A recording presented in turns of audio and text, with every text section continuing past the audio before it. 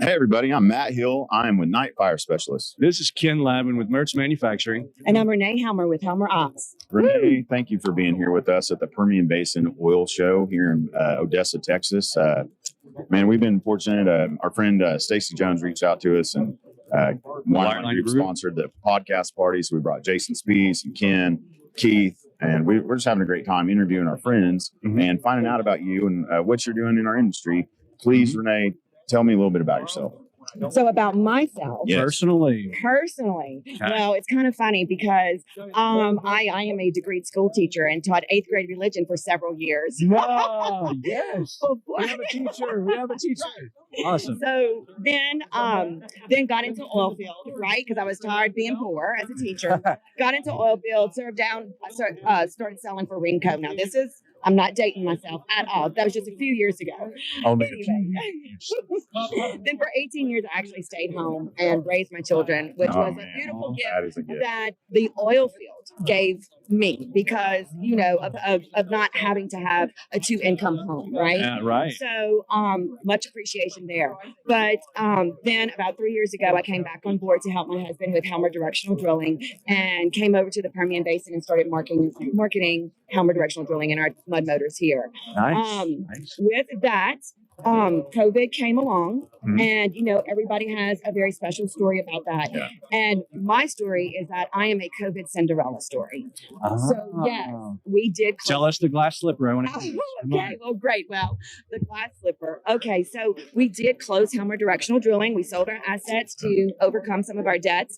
And with that, I went from door to door under Helmer operations here when it was full mask, right? Full mask. Knocking on people's doors, service companies, saying, hey, I have teamed up with a strategic asset monetizing company, and we're going to buy some of your assets to give you some cash flow, right? Yeah. I mean, some people had equipment that they couldn't even fit in their yards because they had bought because there was over 800 rigs, right? Yeah, it all came coming back. And then it all came coming back. So I just felt that I was helping the Permian Basin and I was helping fellow service companies that way. Yeah. But then lo and behold, our little year went past us and some little companies started drilling again. And my husband got a call and said, are y'all still doing directional drilling? And he said, I don't know. I'm retired. You have to call my wife. Nah, you mean call the boss. Call the boss. That's right. Renee's the boss. That's right. So I was okay.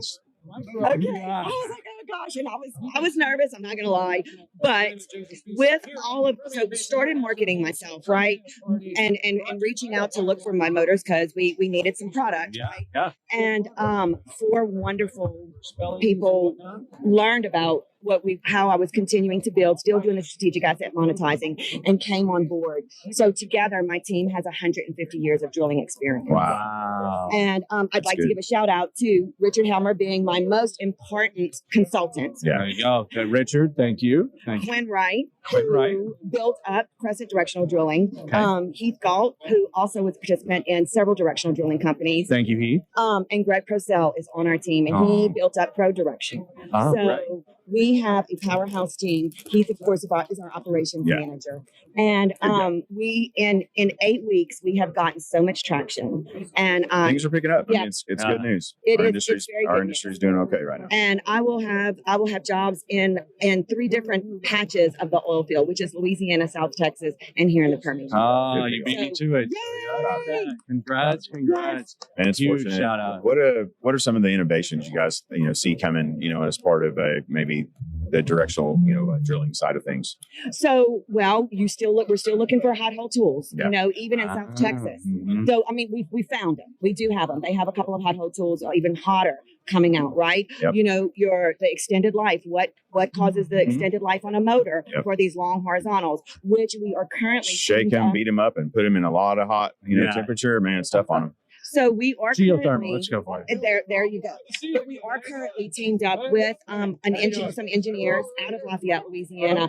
That is, they claim that their motors will have a longer life. So There you go. we're doing some test runs with that. So Hey, if it's from Louisiana, I believe it. I'm just saying, Louisiana boys, they do crazy down there. How do people get a hold of your company, Renee? How do they get a hold of you? oh, please look me up on LinkedIn. There you go, LinkedIn. Yes, please look me up. I do check it daily. You guys got a website yet? So Working on it? the website it's completed, but for some reason we're having technical difficulties getting it up and running. So Solar it's in flares. live soon.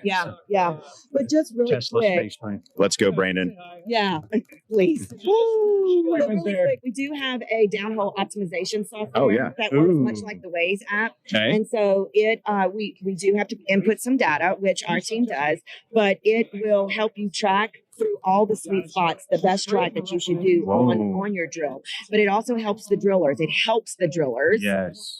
determine if they need to apply more weight on bit, decrease weight on bit, RPM, if they should come out the hole, if the tools have micro stalls on them, if they're functioning to their ability, if there's pressure change, if there's temperature drops or raises. It's and all in real time. Every stand of drill pipe, it's updating 48 points of information. Real time. That's This is exactly what's going to keep our industry moving forward is technology like that, where you're going to save time and money. Save time and money, exactly. Because it will sometimes it will tell you if you do need to pull out the hole and if you don't need to pull out the hole. It has saved time and money by saying no just make trips right it now. easier. Everybody, don't need take to it easy. Yeah, just lay off. Let's keep going. Thank you for doing this. I really, really appreciate y'all. This is a fun show to network and help each other out. Hopefully, we can get people to call you and find out a little bit more about you and your technology. Right. The people out there, make sure you support, all these companies out here, the Permian Basin Oil Show, and thank them for coming out here, giving their time and money to all stuff like this. But can I tell you about one more latest and greatest? Yeah. Is this an industry first? Yeah, we like industry stuff. Or Hermes. Yeah, go for it. I love these. I get all excited. I can do this all day. All right. Come on. I'm ready. So I have teamed up with a company out of Canada, right? And it's flare gas remediation. So they have equipment that we want to capture the flare gas at the wellhead and convert it to electricity to be used on property. No. Or your second option for anything you want. No. He wants ES. Well, that's what we're doing. We're capturing that flare gas, so you are not releasing those poisonous emissions, right? That's going to happen here in the Permian, regardless. Either the government's going to come in and make sure it's stopped, or we can do it as our police ourselves and take care of it, which we do a lot better job at. We do so much. Well, rumor has it that in 2026 there are going to be some laws that are going to be going through local and national government that says we're going to have to do a better job in our industry. So get ahead of the game. So this new technology you're talking about, when are we going to start to see this? So as soon as I can get a Permian Basin customer to call me. Okay, Permian Basin customers, you better get a hold of her. But it also provides call right now. Right now.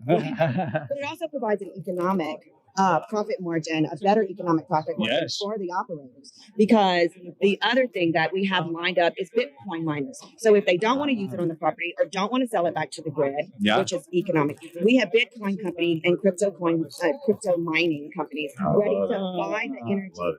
Oh, that are wanting to buy it from them. That are wanting to buy it from the operators. No more wasted gas. It's available for profit. Yeah. That's great. But if all of that is not an option. But wait. There's more. They are needing energy to fuel these crypto miners and Bitcoin companies. Yeah. So they are willing, depending on how much gas you have, they are willing to put their equipment on location and they will sell it to the Bitcoin miners themselves. So thereby your flare gas. Wow. Yes. So you're hooking them up and you're making, basically, you're getting rid of the headache. You're getting rid of the headache. Yeah. The solution's already there for you. The ESG plan that they might have had, we're looking for. That's innovative. That's a positive solution to put That's that a out massive solution. Yeah. Guys, check her out for sure. You've got to look them up. I'm in. Yes, absolutely. Appreciate you very much. Thank you, Renee. Anytime. Thank you very, very much. Safe travels. Awesome. Yes, we're heading back to Houston tonight. So all right. Take care, guys. Reach out to Renee. Thank you. Bye-bye. Bye.